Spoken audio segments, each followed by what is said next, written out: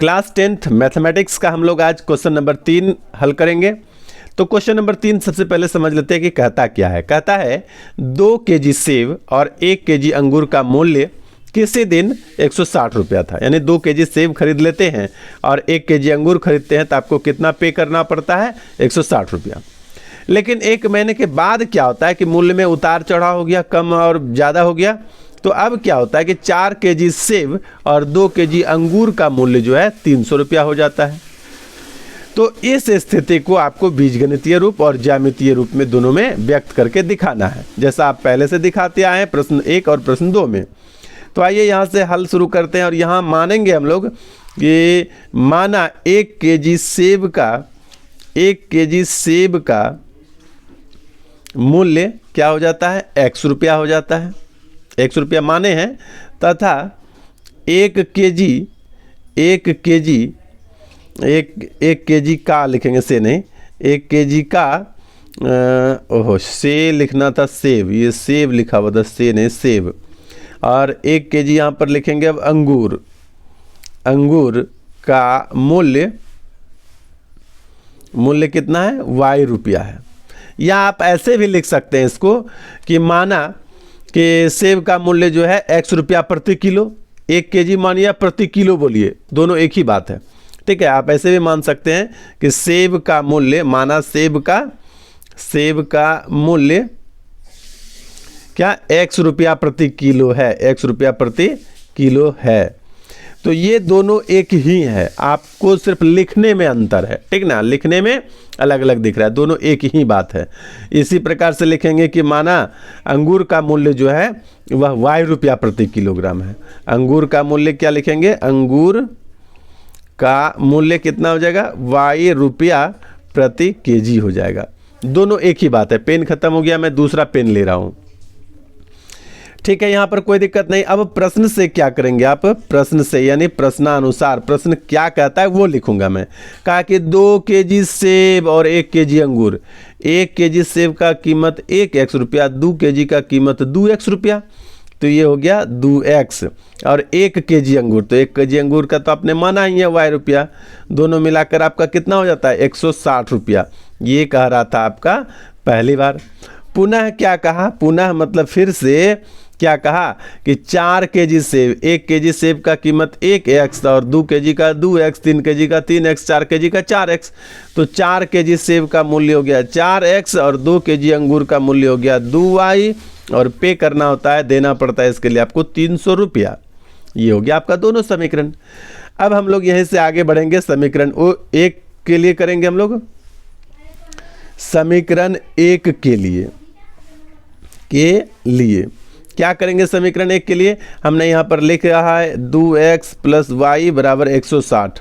इसको यदि आप आगे लिखेंगे या लिख सकते हैं, या सिंबल में ये सिंबल यूज करते हैं, लिखेंगे 2x बराबर 160 और ये प्लस y बराबर के उस पार कर देंगे तो हो जाएगा -y।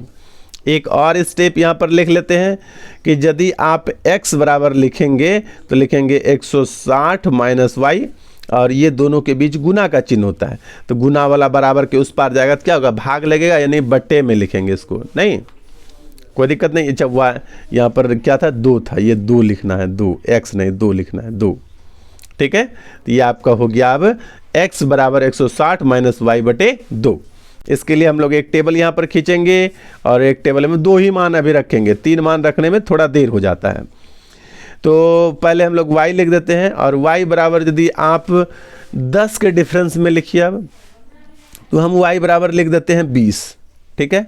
तो y की जगह 20 लिखेंगे तो 160 में से 20 घटा देंगे तो कितना हो जाएगा? 160 में से आप यदि 20 घटाएंगे तो 140 बटेगा, और 140 बटे 2 करेंगे तो कितना हो जाएगा? 70। अब हम लोग क्या करेंगे कि y बराबर अब 40 एक बार लिख देते हैं, 2 ही मान लेंगे, जगह बच गया तो बच गया। तो y बराबर जब 40 रखेंगे तो 160 में से 40 घटाएंगे तो 120 हो जाएगा, 120 में 2 से भाग देंगे तो कितना हो जाएगा? 60 हो जाएगा। 2 ही मान रखना है। अच्छा चलिए एक और रख ही लेते हैं। अब रख देते हैं y बराबर एक बार 30, तो 30 नहीं आप 20 या 60 रख दीजिए, इस बार y बराबर 60 रख दीजिए। तो 160 में से 60 घटेगा तो 100 बचेगा, 100 में से 2 से भाग देंगे तो आपका ये हो जाएगा 50। तो ये x का वैल्यू आपका आ रहा है। अच्छा, समीकरण 2 के लिए भी हम लोग बना ही लेते हैं। समीकरण 2 के लिए, समीकरण 2 के लिए क्या है कि 4x + 2y = 300 दिया हुआ है समीकरण 2।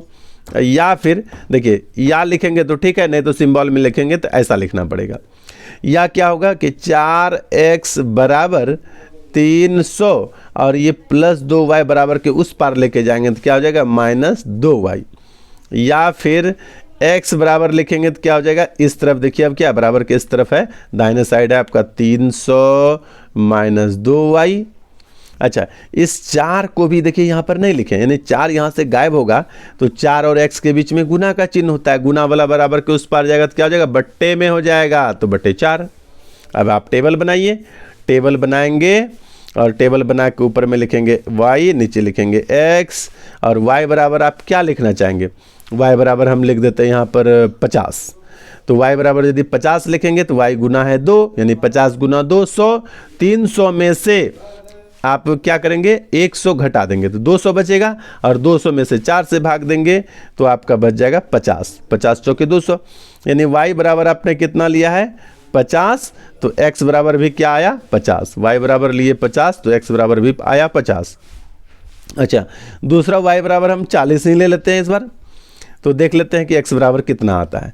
तो y बराबर जब 40 लेंगे आप तो 40 × 2 80, 80 300 में 80 घटाएंगे तो हो जाएगा 220, और 220 में आप भाग देंगे यदि 4 से तो ये कितना हो जाएगा 220, तो हो जाएगा आपका 55 × 4 220। ठीक है, और भी मान लेने की इच्छा हो तो ले लीजिए। अब ले लेते हैं एक बार 60। यदि आप 60 लेते हैं, यदि आप 60 लेते हैं तो 60 दूना 120, यानी यहाँ 180, और 180 में 4 से भाग देंगे। 180 में यहाँ पर रफ कार्य कर रहा हूँ मैं, टेढ़ा से लिख दे रहा हूँ। 180 में यदि आप 4 से भाग देंगे तो 4 × 4 = 16, 4 × 5 = 20, यानी आपका हो जाएगा 45। ठीक है, तो ये दोनों आपका बनके तैयार है। अब हम लोग ग्राफ बनाएंगे। ग्राफ जैसा कि आप पहले भी बना चुके हैं, क्या करते हैं हम लोग, एक उदग्र लाइन खींचते हैं जिसको बोलते हैं y, और ये होता है y', और एक क्षैतिज लाइन खींचते हैं जो होता है आपका x, और इस तरफ में लिखते हैं x'। ठीक है, बीच में सेंटर पॉइंट आपका 0 होता है। x पर मैक्सिमम मान 55 यहाँ पर है, और x पर मैक्सिमम मान यहाँ पर 70 है। तो यानी आपको 1 2 3 4 5 6 7, यानी 10 20 30 40 50 60 और 70।